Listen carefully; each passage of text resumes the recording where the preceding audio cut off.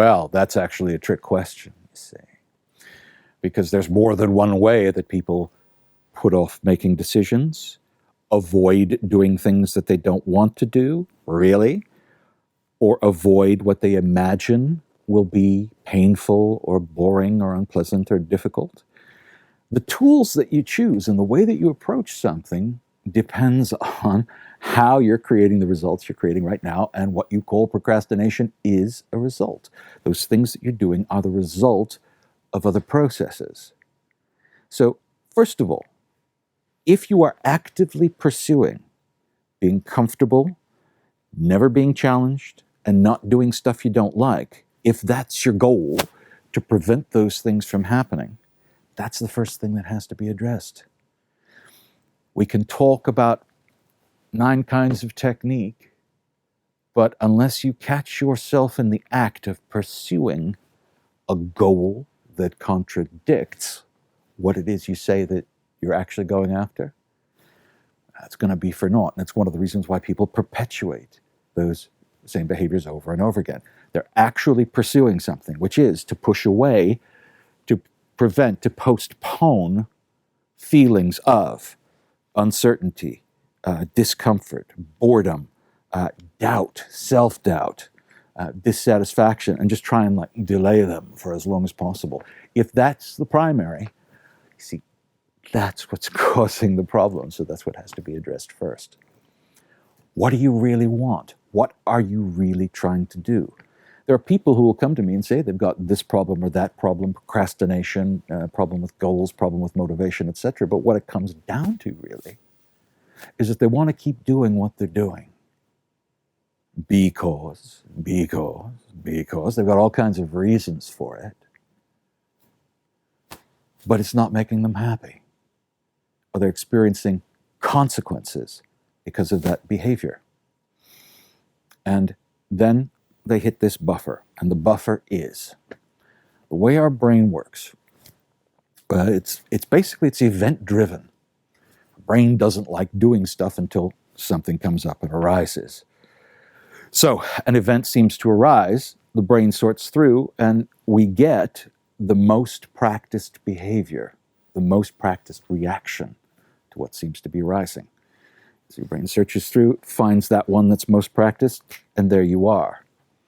It seems like what's going on inside of us is like presented on a tray, presented on a little silver platter. This is what's going on, this is how you're feeling about it, and there's nothing you can do about it. You are the victim of that process. By the way, this is what I refer to as the robot. This is the part of us where we act as if we are the robot. And, like the woman in the black and white films who's tied up on the railroad track while the train is coming. Help me, there's nothing I can do. But it's a lie. You're not helpless. Our lives aren't a fait accompli. It's just that in terms of how habits are created and how they're maintained, we're acting as if this habit of pushing away things we imagine we don't like, or in situations that we think are going to make us uncomfortable, that don't feel good. We act as if those are necessary and the only possibility. It's a lie. You know it's a lie. How many times have you put something off and put something off and put something off? I haven't got enough energy to do that. It's going to take too long.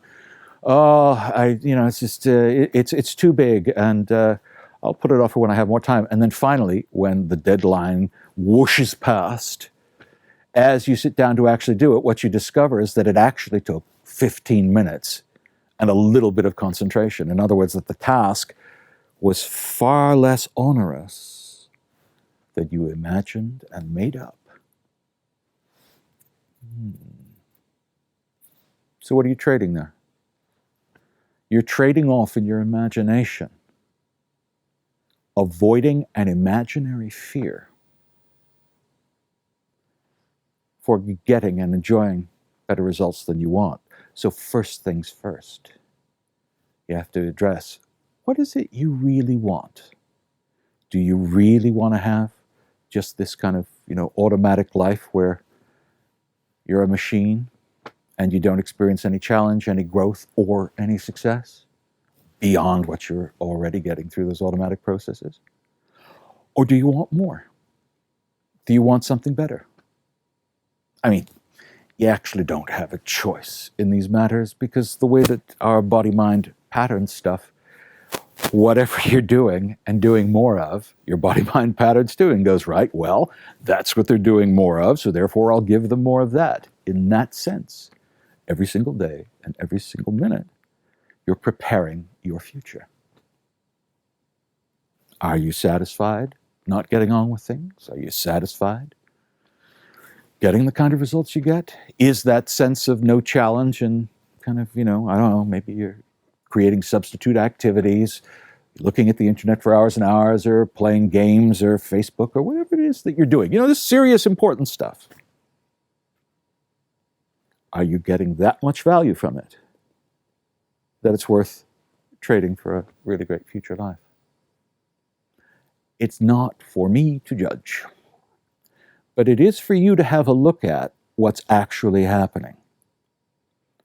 Have a look at what you really want for 3 months' time, for a year's time.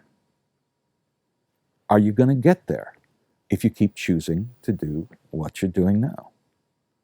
Until you take that look and until you determine what you actually want and what you are actually up to. Not what you think, but by the results themselves. Better life, more enjoyable life, more skill, more achievement. It's there, it's all yours. It's actually pretty straightforward. But if you're getting more enjoyment out of not being challenged, out of not being threatened in your imagination, then that's what you'll tend to keep doing. What has to happen in terms of your goals, in terms of what it is you'd like to do, that would make it worthwhile for you to do something different? Seriously, have a think about that.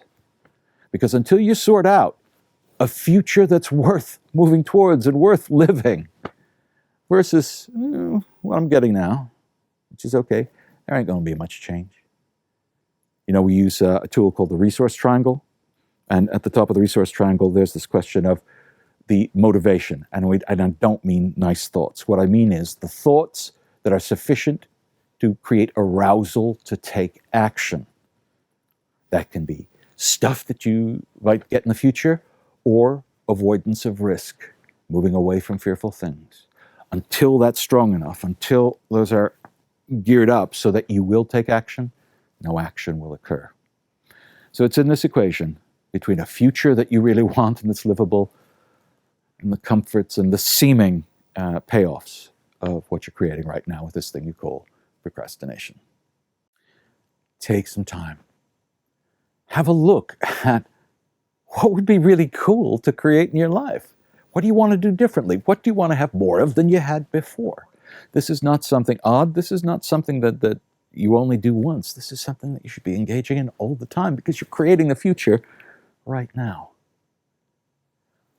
What would be cool enough? Seriously, what would be cool enough to make it so that you would choose to learn some new skills, to do things differently, and to get on with it beyond the fears and the things that you're imagining are so that actually aren't,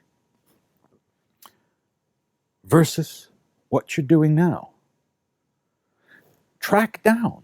I talk about catching yourself in the act is really important.